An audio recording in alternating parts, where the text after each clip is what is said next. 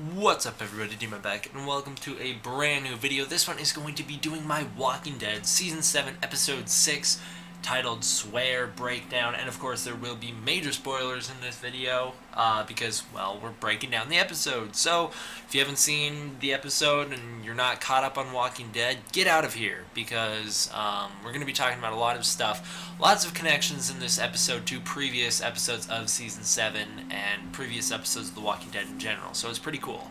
Now, to begin, I just wanted to say, this episode feels so much like a Fear the Walking Dead episode.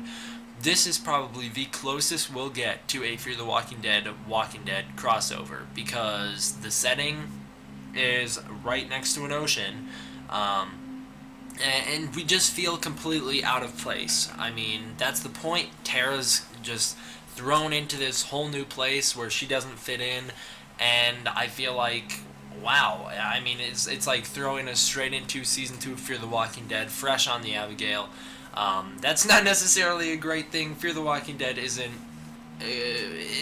necessarily an awesome show, so this episode, feeling very reminiscent of a Fear the Walking Dead Season 2 kind of episode, is not the best thing in the world. Now, I'm going to tell this story chronologically. I'm going to break this down chronologically just because I really didn't like the structure of this episode. I felt it worked against the episode, breaking up the Heath and Tara storyline. I mean, yeah, sure, it gets us more Heath throughout the episode, and he is the best actor of the episode.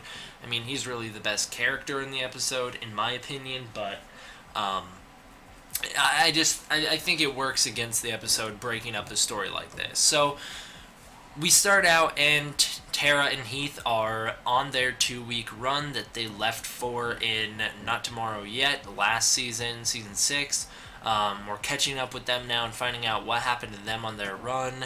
Heath is actually feeling pretty guilty about what he's done in the satellite station. Him and Glenn did slaughter quite a bit of people when they got locked in that gun closet, and he had to watch as Glenn took his first 2 kills ever. So, he is definitely not handling the situation very well, and I really like that. It gives him some more humanity, and that's something we need in the show, is more people who have humanity. That is something that Tara gets thrown right in her face towards the end of the episode, is humanity. Now, there are quite a bit of cool references through this whole little scene. Number 1 is Tara saying, rule number 1 of scavenging: there's nothing left in this world that isn't hidden. We just have to find it. That was a direct quote she said from Glenn, which was back in Season 5.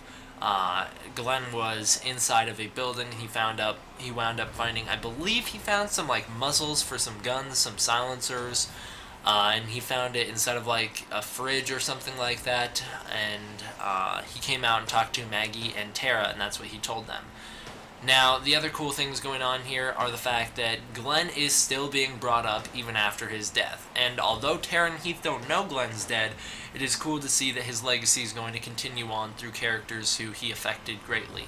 As Maggie said back last season, Glenn saves people. That's just who he is. Some other cool things going on here are the fact that Heath and Glenn have had a pretty good relationship. They've been buddy-buddy pretty much, and so Heath feeling guilty about what happened at the satellite station is one of the connections he had with Glenn, so it's pretty cool there. The last cool thing going on here is just the fact that Glenn really is still at the forefront of the story, even after he's dead. Last episode was a very Glenn-heavy episode. We see his grave, the green balloons are back. The whole episode is about people dealing with the death of Glenn and that. Although there was, like, the Savior storyline going on. That was Maggie's point, and that was a lot of what was going on with the Watch and everything. So it is really great to see Glenn still being at the forefront of the story. I don't mind Abraham kind of fading away, but Glenn is such an important character that I think they need to keep this kind of structure where he is still at the forefront of the story. Now, from here, we get some scenes of, and like I said, this is all broken up throughout the episode, but chronologically, we get Tara and Heath going to this bridge and finding this big old bag that, although Heath tells Tara not to pull out, Tara still pulls the bag out of the dirt, unleashing a ton of walkers. So, there are some cool things going on here. Number 1, the fact that we have another gun with Lucille branded into the I don't know what you call that. Is that a hilt? I don't know what that's called. The thing that you hold on to. So Lucille branded onto another gun, or carved on rather. Really cool to see that. Tara and Heath on the bridge. This is pretty cool because when the walkers are unleashed, they all pull up from the sand. So they are the most decayed walkers we have ever seen on Walking Dead. As they said on Talking Dead, these are what walkers look like when they have no fluids left. I mean, we see walkers that don't even have eyes anymore. They're just completely gone. So it is really sweet. And then the way they just come up from the ground, very reminiscent of your kind of Romero kind of zombie films from way back in the day. So I really like that. Now we have a great scene where Heath is on top of the pickup truck and he runs out of bullets. He tells Tara to get out of there pretty much. She tries to come help him, but she's pretty much screwed and is knocked off a bridge. They have that cool little interaction. We're in this together, I know. So he didn't abandon her like they led the viewers on to believe earlier in the episode. He actually stayed around, and we don't know what happens to him from here. Very similar to Glenn with the dumpster. Gets up on top of a place, a somewhat high place where the walkers are surrounding him, reaching for him, nearly killing him, running out of ammo, being pretty much screwed, and then we don't know what happens to him for a couple episodes. Now, the reason is different. With Glenn, they knocked him off the dumpster and had him go under the dumpster. We didn't know that he went under the dumpster until episode 7, and he fell off in episode 3. They did this to put Glenn at the forefront of the story to get people to start caring for him. With Heath, however, it is because the actor signed on to, I believe, the show 24. I think he's a main character on this season of 24, so he could not be there to shoot Walking Dead. So he'll show up whenever he's ready. I'm not quite sure when that will be, but he's definitely not dead based off the ending of the episode. It's kind of a Beth with the hospital situation. They had to write Beth off the show for a little bit just to bring her back later. Hopefully he doesn't die right afterward like she did. Now getting into the actual main storyline of the episode, which would be Tara and Oceanside. Now Tara wakes up on a beach after she is dragged to safety by this girl named Cindy. This little girl, Rachel, was also there, found Tara, and this is when we learn a little bit about their relationship, the Oceanside's relationship with other people. They kill them on sight, as we see when Rachel wants to kill Tara. It is explained later in the episode. Now, about the Roman numerals on Tara's arm, I have no idea what those could possibly represent, so I'm just going to point that out. That will more than likely be important later in the show, but as of now, we have no idea what they mean. So Tara wakes up and follows Cindy back to Oceanside, where she sees that it is a camp run by tons of women. Then they spot her. She looks into a closet and sees that they have a massive arsenal, tons and tons and tons of guns. And then the women chase Tara off into this little area where Cindy stands up and says, "Please don't kill her," and they listen. Now we get this cool little scene where Tara has an interaction with that old woman whose name I forgot. It was Cindy's grandma. I don't remember her name, but she is having an interaction with Tara where she basically finds out that, you're lying. They bring this up later, but she finds out Tara's lying because she interviews Tara about what'd you do before, like what were you doing? Tara said, "I worked on a boat." She said, "What kind?" Tara had someone else basically respond, "I worked on a larder," which isn't a boat, a fishing boat. Now, the cool things here is this is where we find out they have their shoot strangers on sight policy. And also we see that this is actually Oceanside from the postcard. Now, Oceanside is actually a comic book place that we have never really seen. We've only heard it mentioned. I've never played the Telltale Michonne games, but supposedly they have some sort of connection to Oceanside. So it's pretty cool to see them introducing this community that we still haven't even really seen in the comics. We just know it exists, so I really like the fact that they're bringing it in. Other than that, here's just the actual confirmation that, yeah, they are at Oceanside. That shows up later in the episode, so.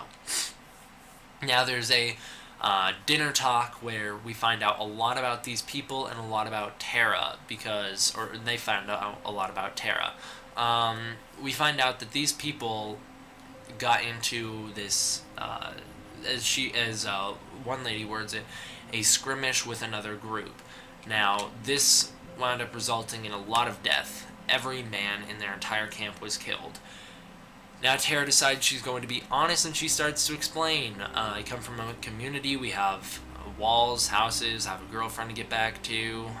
There were these people. Found them at a satellite station, and we killed them all. That's pretty much the gist of what she says. And you can see that the characters she's sitting around start giving looks to each other. As we find out later in the episode, they also have a connection to the Saviors. It's not the one I would have liked.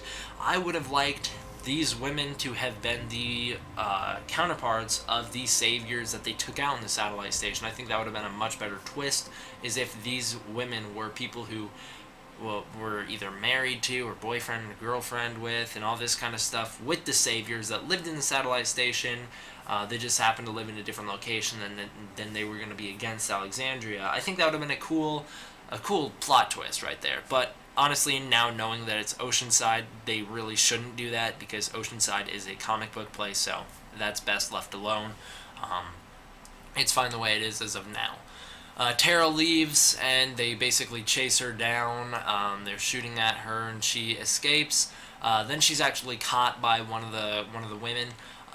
There's a nice little flip-off reference to when Tara flipped Rick off. Now she's flipping Rachel off.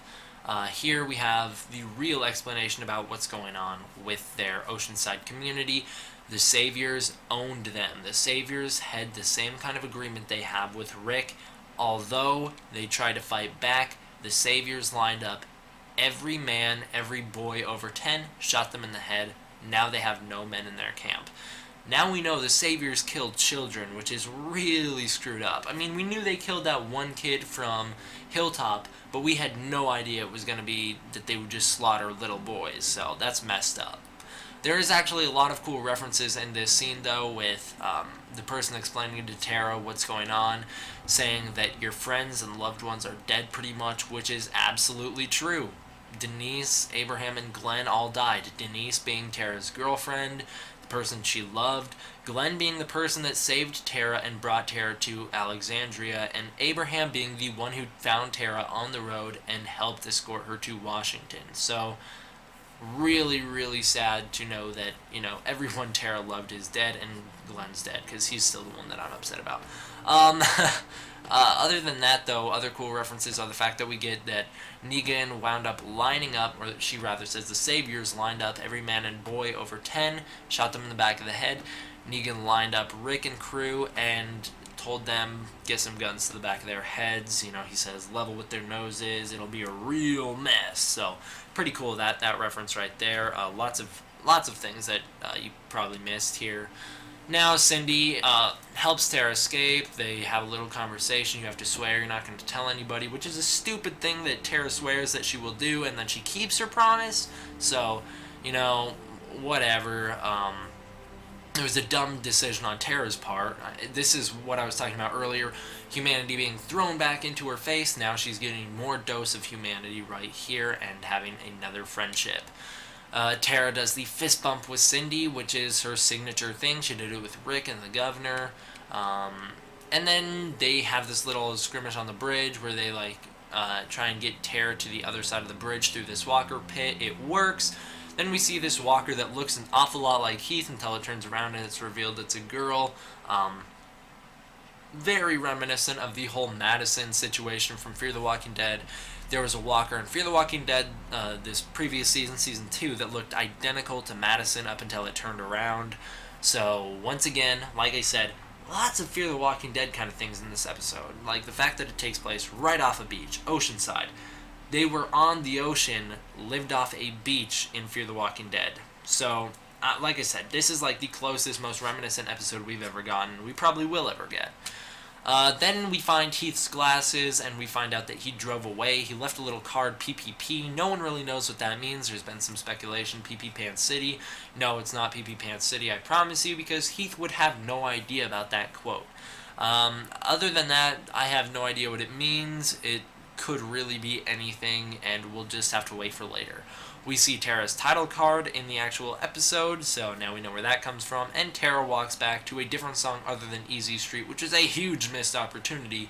She walks back to Alexandria. I think that would have been pretty funny had she been walking back with her little sunglasses on and it was playing Easy Street.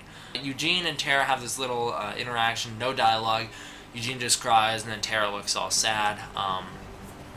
Now, Denise is dead, and Denise is 100% memorialized by this little bobblehead that Tara found of, a doctor.